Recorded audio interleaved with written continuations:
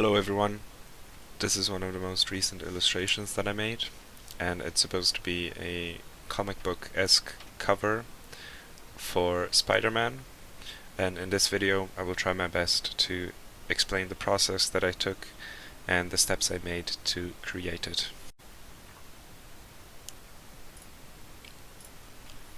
So before I started recording, I already sketched out a lot of different poses, a lot of different thumbnails. Well, for the poses only, not for the entire illustration. And then I picked out this one, although it does go through a bunch of changes. I rotated slightly and moved the position of the back leg a little bit to be more consistent. But in any case, you can see me here thumbnailing the background a little. Well, no, not really thumbnailing, more like just sketching it out. And you might have seen at first there was the idea of maybe having people look at him, so like residents of New York like looking at him as he swings by in awe, and I thought, no, I don't want to really paint a lot of faces, a lot of people. So instead I opted for a very simple sort of one-point perspective street view with a car and a truck in the foreground, and then a couple of buildings in the midground, and then for the background just mostly sky and vague shapes that I add in the end, which I will come to that later, because simplifying shapes is something that was very, very helpful with this particular piece.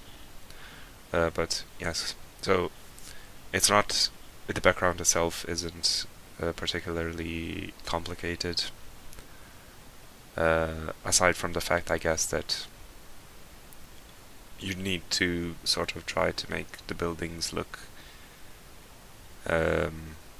interesting, because I think what a lot of people seem to miss sometimes, and I am definitely one of those people as well, is that buildings aren't just blocks filled with windows, but I will get back to that later. So in this part you can see me sketching out cars. The reason for that, I think, is, first of all, cars are very interesting to draw, and in itself are very interesting subjects, I feel like, and I'm not even like a big car guy, I don't know much about them, but I just think the technology behind it is fascinating.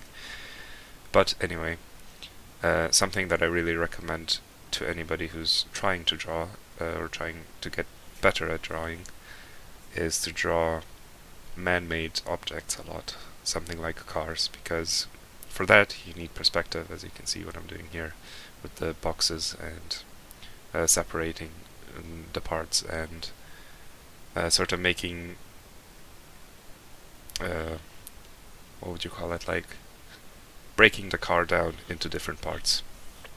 So anyway, the reason why I'm doing that is, well, first of all, it helps a lot with perspective, because as I said before in other videos, perspective is very, very important in my opinion. It's, for me, something that helped me the most, and I think like when you understand perspective, you can really draw anything and everything, no matter how difficult it may look. If you can break it down into geometric forms and manipulate them in perspective, you can really draw anything. But the other reason why I decided to draw cars, specifically you might have seen a reference picture of a taxi, is just to understand the proportions of it correctly, so that I can believably implement it in the final painting here. Now, drawing stuff like this might seem very intimidating, and it kind of is. I wouldn't say it's hard. Well, no, it is. I'm not trying to discourage in case anybody even sees this, but it is hard, it definitely is. But what I'm trying to say is, most people, when they try to draw backgrounds, and I was one of those people for a very, very long time, most people, when they try to draw backgrounds, they will opt for something like landscapes. The reason for that, I'm guessing, is because mistakes in perspective that way are much less noticeable, because when you're drawing landscapes, you're mostly drawing, like nature and stuff, you're mostly drawing organic shapes, and they are more or less random-ish. Like when you think of rocks, there really isn't a whole bunch of rocks that look the same. Like each rock will look slightly different to the other. But when it comes to something like buildings or cityscapes or cars, you really have to watch out for that perspective there, because perspective is one of those things that it's easy to understand but very hard to master sometimes. When you break it down, it's simple enough. You just have one horizon line and one, potentially 2, 3, 4 points that stretch about. Obviously, the more points you have, the more difficult it will get. But in this case, it's just 1 point perspective, so it's not too bad. But anyway, like if you make a mistake, it is very, very, very noticeable. And perspective is really nothing more than just mathematics. And I guess the human eye is just very sensitive to stuff like this, because we see it like all around us. If you go for a walk, if you're somewhere in a town or a city, everything kind of falls into its place neatly. So if you fail to reconstruct that correctly in your drawing, it will look bad and off. Well, maybe not bad, like I'm not trying to make it sound like negatively, it will just look off, is what I'm trying to say. It's something similar to like if you're drawing, you can also compare this to something like drawing people and animals. So if you're drawing a portrait, let's say, of some sort of man or woman or whatever, and you have the proportions off, like one eye is maybe slightly lower than the other one, it will be immediately noticeable. And that's because we see human faces much more than we see something like elephants. If you make the eyes of an elephant slightly higher or lower, nobody's really going to notice that. And I guess it's kind of the same with buildings and stuff that you need to draw in perspective. Not to say that perspective isn't necessary for something like landscapes. I believe it absolutely is, and really for anything. But there I would say almost atmospheric perspective is maybe slightly more important. And with atmospheric perspective, I mean like the way values and to a certain extent colors change the further the stuff gets back, or like the further in the background you get. But yeah, anyway, you can see me now. So I made a rough layout of where the buildings will be, and I did that just by making a bunch of cubes. And now you can start seeing me slowly detail all of the windows and the building types. So a little information on the drawing. You can see the bridge-esque type thing in the I'd say mid-ground. That's supposed to be the railway system. So in New York, you obviously have the very famous subway system, but there are a couple of places where it like gets out from underneath the ground, and then you have these overhangs or like bridge type things where the trains go through. And specifically, they are found in Harlem, and I know of at least one. It's like in East Harlem, I think. Yeah, it like connects as far. Before I started drawing this, I spent like 3 hours or something on Google Maps just watching how New York is built and using Street View and stuff. I know there is one of these railway systems, so it gets out of the ground and it connects from Manhattan. There's like a bridge leading to rest of New York, Park Avenue Bridge, I think it's called.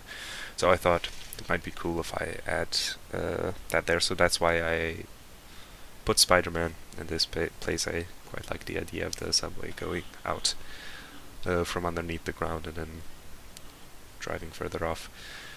But one thing that I'd like to mention is buildings. So a lot of people, and I was one of them as well, thought buildings were just lame old blocks with other blocks inside them acting as windows. And that really couldn't be further from the truth, I feel like. Because after I studied a lot of architecture and trying to draw them and like draw buildings, and seeing what kind of different buildings there are and how they're built and why they are built the way they are, it is so fascinating. And every building should and does in real life have their own little characteristics and little divots and scratches and whatnot, and everything is there for a reason. So for example, in New York you will see so many buildings that have little air conditioning units on them, like beneath the windows. So I do add that later on, and it's these details that are, I feel like, crucial to making your city feel alive and not make it look like it's just a bunch of blocks in a row, some smaller, some taller. Oh yeah, that's another thing. I really tried to watch out to make to not make it look repetitive, because before, when I drew buildings, oftentimes I made it look very, very repetitive, and that was a big mistake. So don't get me wrong, obviously there is some repetition when it comes to drawing this stuff, but I don't know, I guess it just looks a bit more pleasing when there's height variation and width variation in these things. Especially like if you're looking in something like New York. New York is like, I think one of the I don't know, I bet it's like one of the most famous architectural cities in the world. But so in New York there are these like buildings called Brownstone Buildings, which are basically everybody's seen them. They're just that giant row of buildings, and they're notorious for. Well, they're obviously it's a row of buildings, but they're basically connected and squished together, so there are no alleyways, and they're all of the same height. It was basically these big houses, and they had like those bay windows. So bay windows are the windows that like pop out a little bit, like to the outside. They're also the buildings that have those stairways leading up to the entrance of the buildings. Oh, that was really interesting, by the way. I realized why that was, and as far as I understood, they built it that way because in the 19th century there were so many horses going through the streets that there was just shit everywhere, so they thought we will just make the entrance elevated, so horses aren't obviously going to shit up there. So anyway, like that's where the repetition does come in handy. And but this isn't like, the buildings here aren't like brownstone buildings, so it didn't really make sense to put it that way. But anyway, now you can see me starting to draw Spider-Man himself. Alright, this is where I got bored and started drawing another Spider-Man, specifically from Into the Spider-Verse, Peter B. Parker. But anyway, you might have seen a couple of other drawings there that I put for reference.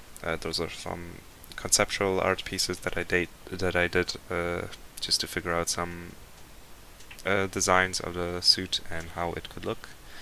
I do love the absolute classic suit, and I wanted to sort of retain that vibe, but I decided to just do a couple of changes just for my own sake. Like, this isn't anything official or anything, it's basically just fan art. So I thought I might as well take some liberties And besides, I do like it when I have my own creative freedom when it comes to these things. I don't want to be like just stuck in one thing. But anyway, I mentioned this before, but I often get distracted and bored when I'm drawing. Or like not bored, but I need a lot of things in the background and everywhere else to be able to really get my head into the game. So sometimes I'll just draw random noodles like this. It didn't really even end up any good, but it was fun. So another thing when drawing these types of illustrations, specifically like Spider-Man and whatnot, because he's like the superhero that I draw the most, and you will see that in the final result, is I always try to make the suits look like actual uniforms and suits, and not make it look like it's extremely body tight. So if you've ever picked up a comic or even just saw some drawings from comic books, they are notorious for having the superheroes and the bad guys, they're always like wearing spandex, right? Maybe eventually a cape or something.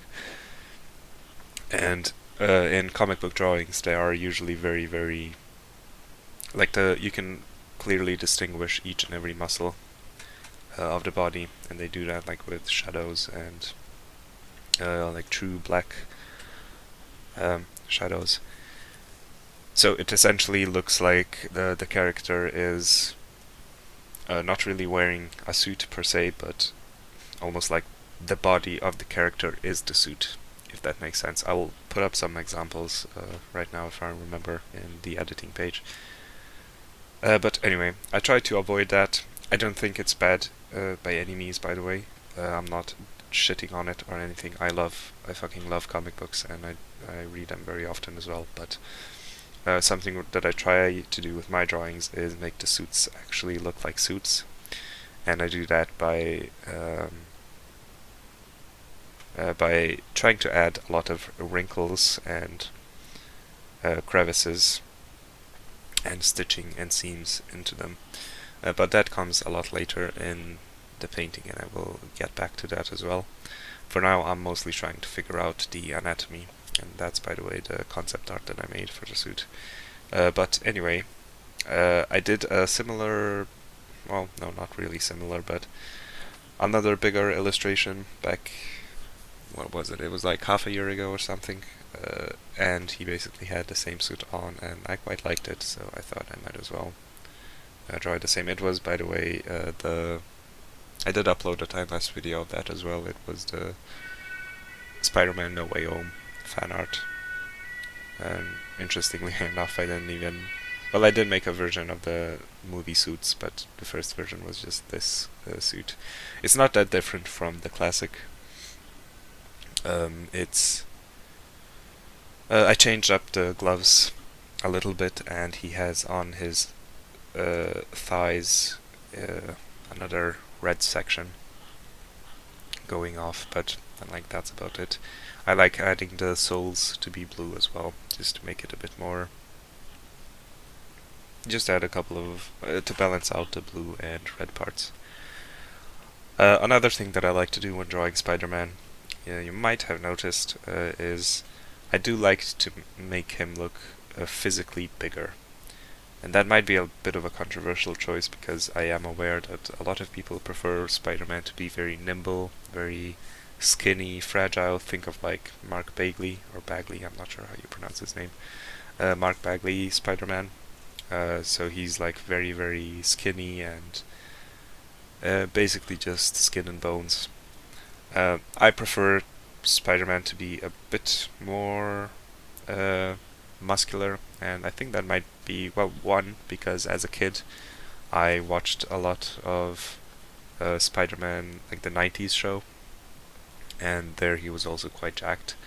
And also like the Sam Raimi Spider-Man movies with Tobey Maguire, especially like if you compare him to the Andrew Garfield movies, he looks much bigger there as well. But another reason is I really like the character of Miles Morales, and I like the idea of them, of Peter Parker and Miles Morales existing in the same universe. So to add more visual distinction between them, not just the costume, I like to make Miles the skinny one, like the because I really appreciate how they handled that in Into the Spider-Verse and also in Insomniac's Spider-Man game. That Peter is older than Miles and sort of serves as his mentor, and so Miles is still in his teen years and Peter is already an adult. So I like to add that visual distinction of, you know, making Miles look actually like a scrawny little teenager and Peter like a grown man that's been doing this for years. So now you can see me start painting in some of the shapes, and this is where I ran into a lot of trouble, because drawing it wasn't that difficult. It was actually very cathartic and I liked doing it. I liked every second of it. Painting is where I did have some issues though, and then it was mostly because of the values.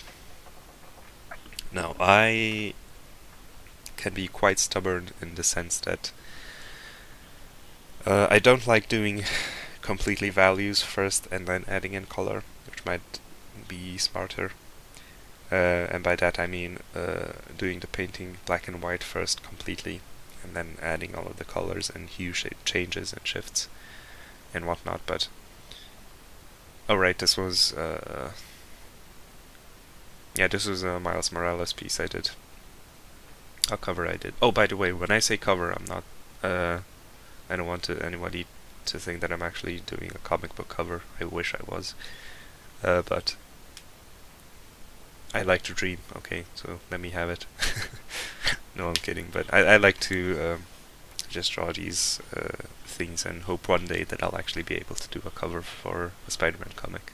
That would be quite awesome. But anyway, what I was talking about is so the values and just painting the buildings. It was quite difficult, and I did a lot of tweaking and color changing and taking away and pulling out and adding in contrast and all of that, just to try to find the perfect balance between everything. And in the end, I'm still not entirely happy how it turned out, but it was okay. Like, I drew cities before, specifically, like, by the way, I had a lot of trouble with the background. And I drew a lot of cities before, but I don't often paint stuff. I said this before, but I am much more comfortable with drawing, so with using lines to make out shapes than with using... Or, wait, no, that was formulated wrong. I'm much more comfortable with using lines to, you know, to make a drawing than with using value shapes to make a painting. Does that make sense? I hope so. But because, like, for me, a painting is essentially getting the right values in the right shapes in the right places, and it is quite difficult for me. But I did, like, try my best to do it the best way I can over here, and it took me much longer than it should have. But yeah, I can't say that I'm really entirely happy with it, with how it, with like how everything turned out. But it's okay, and it just makes me want to get better for the next one. So with the way I do of painting buildings, it's so I have my basic blocks there, and I will block out where the shadows are, so where the dark side of the block is, and then I will add some texture to it using some brushes, because I do like my paintings to be to have that sort of traditional-esque feel to them. And then on a separate layer I will add blocks for little shapes for windows, and then just from that point on, all it's about is adding depth to them, but, you know, keeping in mind where the perspective is and how it's laid out, like where the inner side of the window frame would be, and adding just little a couple of details here and there to not make the building look entirely the same. Because, as I said, as I had my rant about buildings and how people make them out to be boring, they are absolutely not. Buildings are some of the most interesting things you can draw, and some of the best things as well. Because there are so many little details that you can add there. Obviously, it depends on the architectural type and everything, but it is quite interesting once you go like from Wikipedia article to Wikipedia article and just research and see how fascinating these things are and why they are built the way they are and stuff. Like, for example, the Brownstone churches. I'm sorry, it's late. The Brownstone, not churches, houses. Like, for example, they are now they have the issue of, because it's essentially just rows of houses, you don't really have any windows on the side, because it's basically, you can imagine it like a one very, very long building that's segmented into parts, right? So a big issue for them is they don't have any side buildings. You only have, or side windows. You only have windows on the front and the back of the building. And another big issue with them, they don't have any alleyways, which means all of the trash that people put out, they put out on the front side of the building, so like where the main street is. And it's like little things like these, like when you think about them and how fascinating these things are, not just buildings but really anything it is you're drawing. That's why I love why I love doing this so much. It's just incredible. And so you think like, well, why aren't there alleyways? It seems to make sense to have a place to put the trash in. And the reason for that is just because, well, back then when these buildings were made, they didn't really have that much stuff. So there wasn't a lot of trash. Anything that was left over from food was given to livestock. In general, we have much more today than the people 100 years ago had. And like, that's not even the worst living condition. There were also buildings called like railroad buildings, and they were basically also in New York, by the way, in like Manhattan, and they were basically buildings that you had to go from room into another room into another room, if that makes sense. So like, if you think of a modern day apartment, you have a big hallway, and then that hallway leads to one room and the next and the other. So if you have roommates, you would share this hallway, and then, you know, that hallway would lead into the room of your roommate and then your room and whatnot. But in these railroad apartments, they had like, they didn't have a hallway, so it was just, you have, let's say, your room, and then the room right next to that one is your friend's room, and then the room next to that one is the bathroom. So to get to the bathroom, you'd have to go through your friend's room, or like your roommate's, and obviously that isn't ideal either. So I remember watching a documentary about it. A lot of immigrants and people in the lower class lived there, and you can imagine, and they were like multiple families basically living in one room, and you can imagine how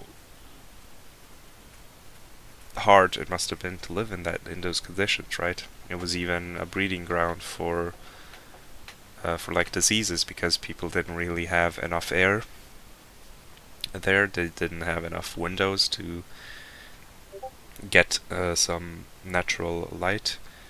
They didn't have the windows to, well, open to like open them up to get some fresh air in. So when you start reading about some of these things, and when you really get like into the thick of a subject, it's like a rabbit hole. And I love that about drawing, because without like drawing I wouldn't really even think about like, oh, why is this the way it is, or why is it built that way, or what's the function of this and that. And like because of this I just recently learned about some of these buildings in Manhattan and watched a couple of documentaries about New York, and it's really cool.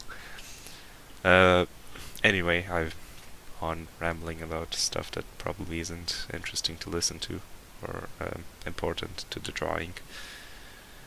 Yeah, I had difficulties painting the cars, or like specifically this taxi.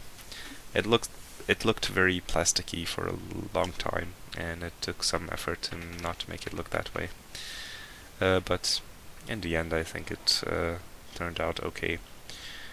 So you can see me, or like you saw how I added that atmospheric perspective that I was talking about. Like a little bit, I add more of it as well later.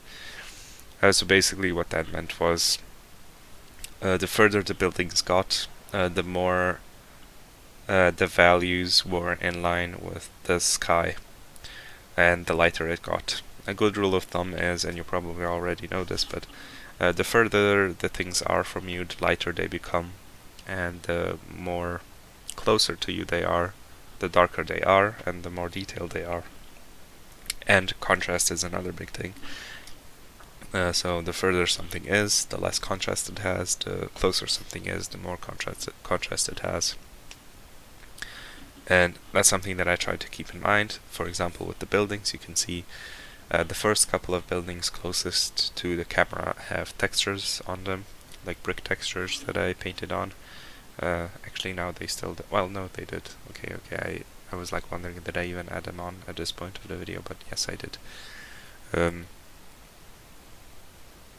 Yeah, so the closer things are, the more detailed, the more textures, the more contrast they have. The further they are, the less of those things they have. Right. You can see the truck as well. Same principle. More contrast with the little indentations and the forms of the truck, and more textures. In this case, I just added basically the scratchiness and like little indentations and whatnot to the truck to make it look a little bit worn out. And over here I tried making those New York City taxi logos that I saw in the reference pictures, but in the end I just copy and paste one that I found on the internet and edit it a little bit to fit it for the car.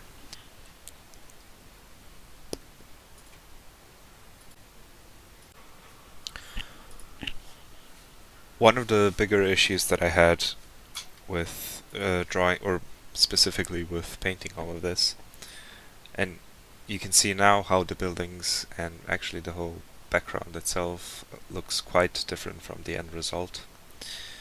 The reason for that being that I always have a lot of difficulties with color, in the sense that if there is a pretty strong light source that is bright and somewhat saturated or of a specific hue, to make the objects that are lit by that source of light and that aren't of the same hue as that light source, to make them look as if they are in that actual environment in 3D space.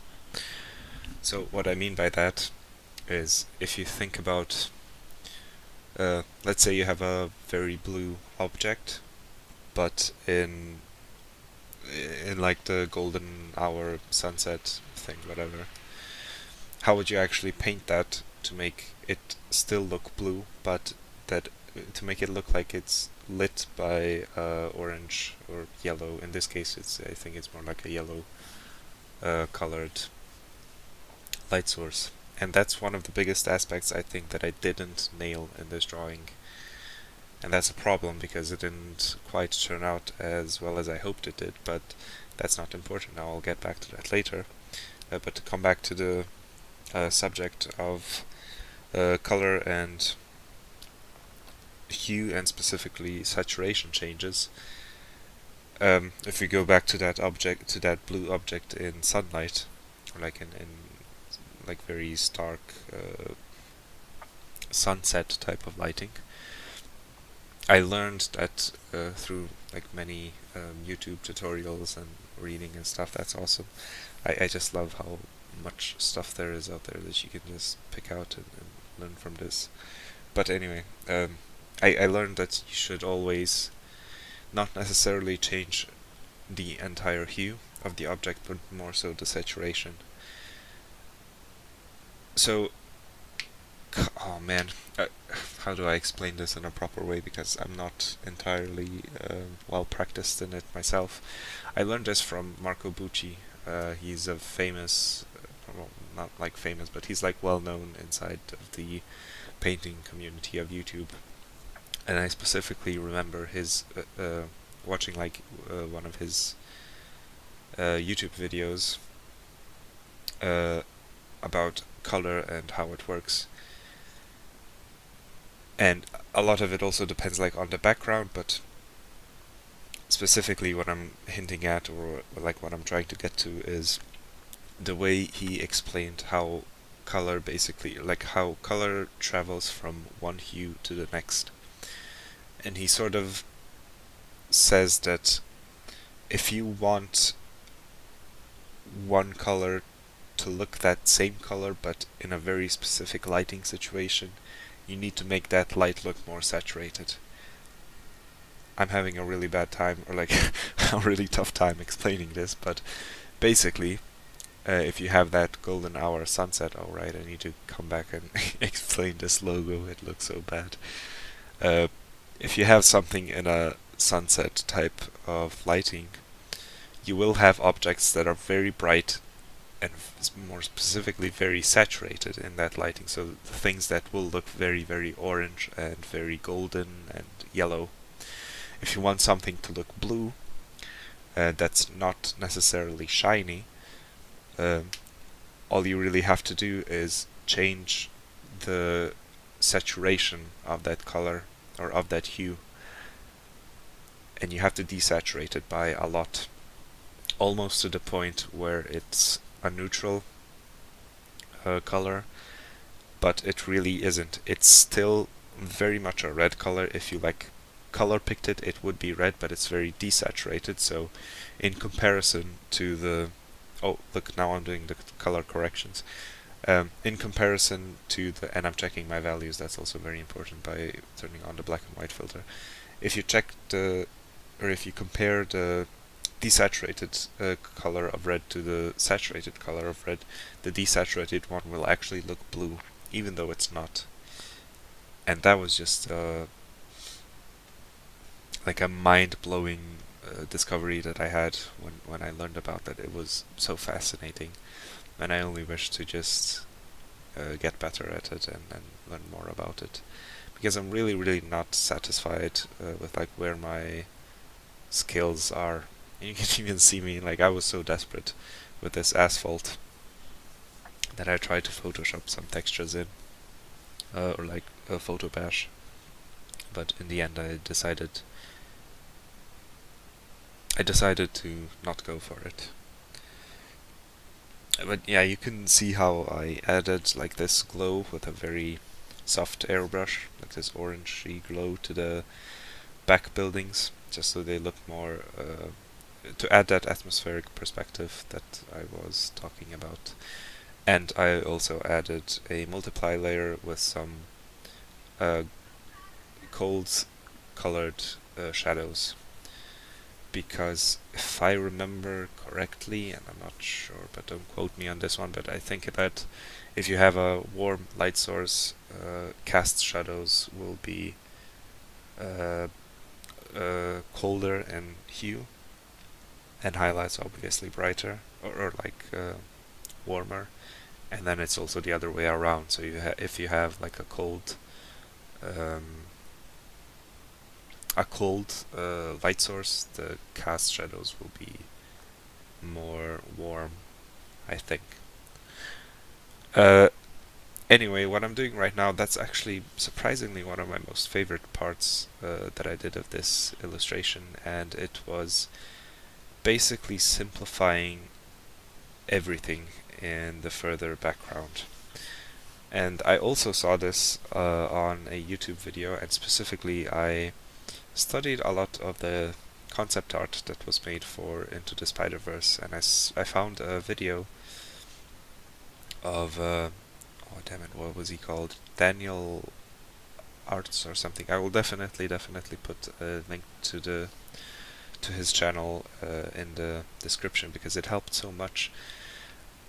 What he talked about there is how, like, Into the Spider-Verse, and I love that art style of that movie, how it used simplifying, or how the artists that worked on it used simple shapes to communicate to the viewer like what was in the background. What I mean by that is if you saw how I worked on like the further down the street thing, like if you look at this now, it's essentially just a bunch of blocks with like different values and hues, but there's not a lot of contrast. You still have to think about backgrounds, and like the further something gets, the less contrast it has. And it was so fun to just add these blocks and not really make them like look like anything, but it's still, I don't know, it's almost like your brain fills in the gaps of like what's in there and what's supposed to be there. And I thought that was really cool. And it was kind of fun to work a bit more loosely on something, even if it was just a very small portion of the illustration, after I've spent so many hours on rendering the buildings. But yeah, now we've gotten to the point of me rendering the man himself. Oh, I need to... I said I'll talk about the logos. So I had this idea for the truck in the illustration, and I knew I didn't want it to just make it like a boring old white truck, and I knew I wanted to put some sort of logo or some sort of marketing thing on it. And I thought, you know, what's better than like a Daily Bugle truck or van or something.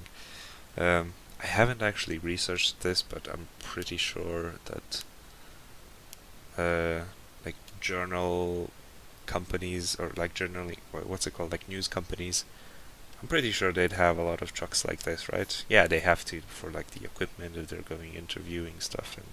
And I know that it's mostly regarded as a newspaper company, but in any case, like I didn't really think about it too much. Like, what would they need these trucks for? Specifically, like I guess if they would have some sort of transportation, they would probably use like those what are they called? Like minibuses? Oh, like vans. Whatever. Anyway, I decided like, okay, I need a logo for them. And you know how you see like comparisons of logos from real life, from like maybe 20 years ago to today, and how different they look, and basically they all look very like much more minimalistic and simplified and kind of boring.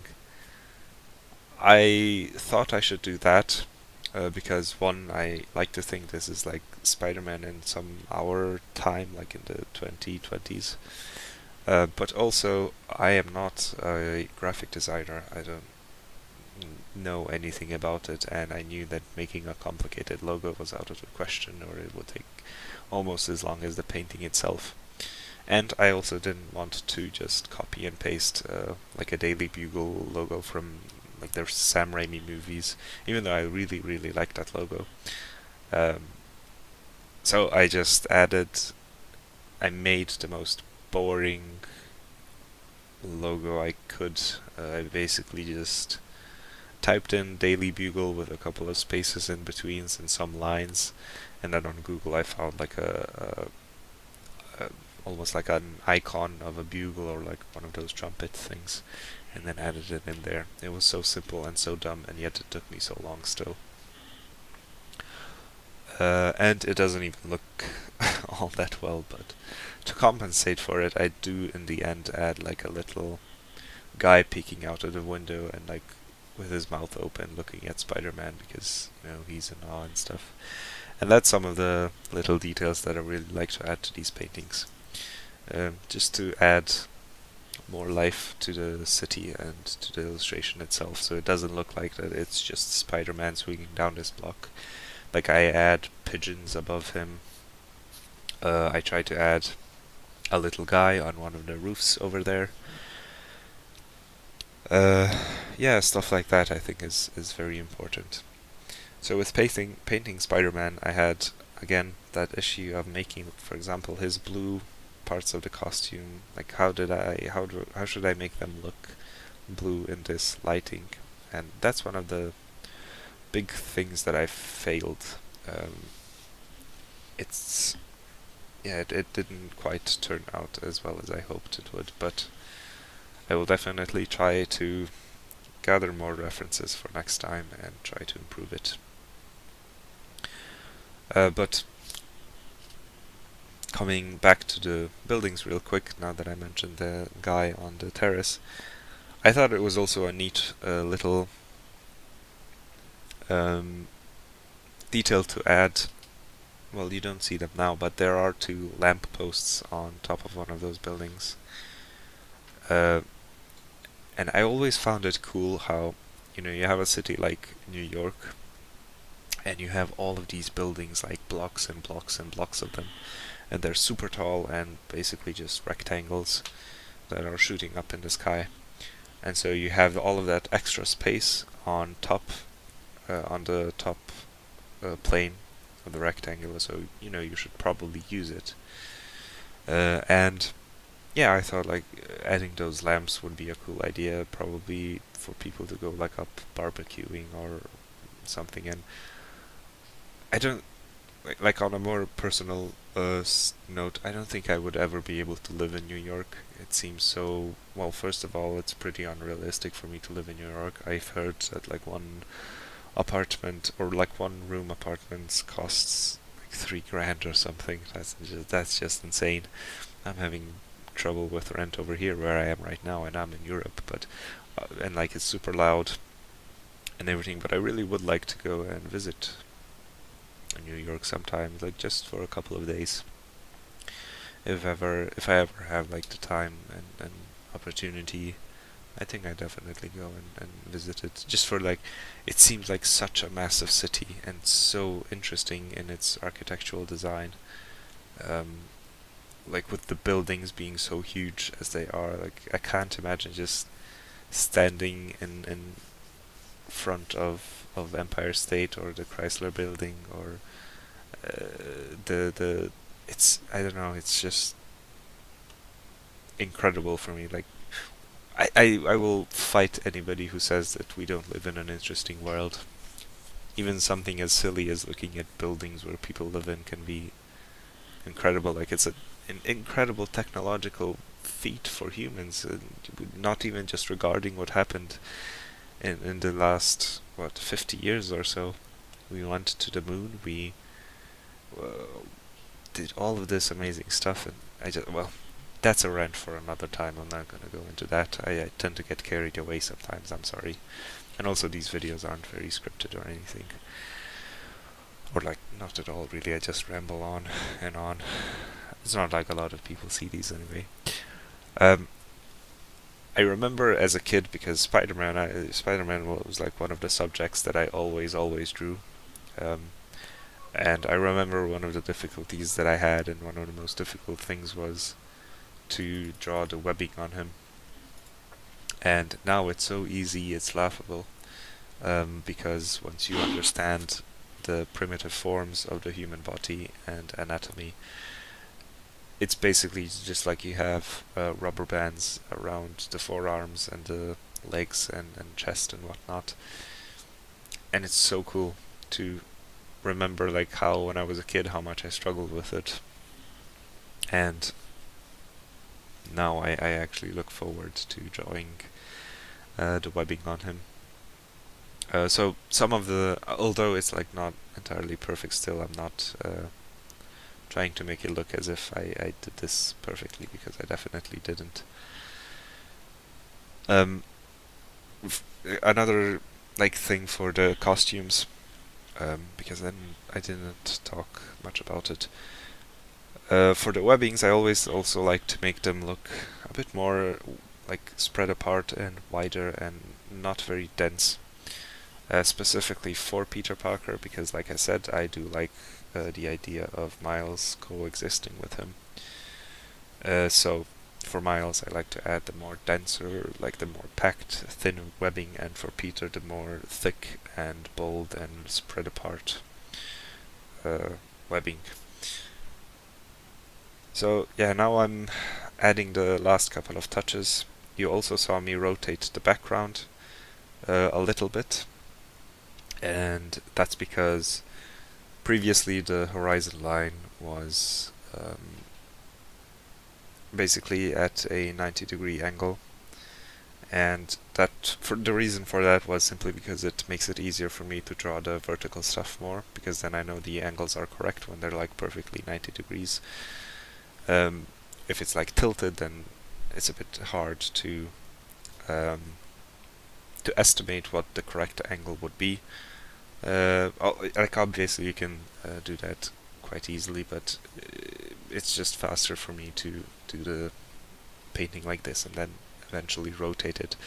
But in the end I decided against the tilted horizon line, even though I guess it would have been better. Maybe it's just because my eyes have been so used. Like I stared at this thing for 30 hours or something, and then it felt weird to have it rotated, even though I think it might have been better because in the end, if we're talking like strictly from a technical standpoint, tilted horizon line means more dynamism and more movement in your piece, so it would have made sense for this one. But I don't know, I went back and forth with it a couple of times, I remember, but yeah, this is pretty much the end of the painting. A couple of other details I would like to note that I added at the very end there. I decided to open up some of the windows on the right. I should have also done, well, from the buildings on the left you don't really see any windows because he's covering them up with his legs, and also the vanishing point is slightly to the left. I didn't want to make it entirely center point because I thought that might be a bit too boring. So you don't really see any windows because they're so at such a steep angle. But yeah, the buildings on the right, I added a couple of open windows just so they're not so repetitive. Rendering the glass was a bitch as well, because it's like reflective, and then with this lighting it was super difficult. I also added a couple of AC units on the windows as well, because it can get quite hot in New York from what I know, or from what I've heard and read, and AC units are pretty much, I think across all of the United States, are pretty common, which isn't the case where I live, so that was interesting to hear as well. Yeah, I added a couple of more simple shapes in the further street, like further down the street. A couple of human silhouettes, like looking at Spider-Man that swung by him, and of course the guy poking out of the truck as well, because I think that would be all of our reaction. I thought also about maybe adding like a face of a kid on the taxi, like he's leaning against the glass, like with his hands up, just completely in awe. But I thought, like, oh man, that's gonna be tough, because like with the glass and through the glass and how the lighting would work there, and I didn't have the patience for it, so I said maybe another time. I might come back to this and definitely improve. I am definitely looking for feedback on it, and yeah, I just like to get some input from people that actually know what they're doing, and from professionals, so they can give me a few pointers on what I did wrong and what I can improve.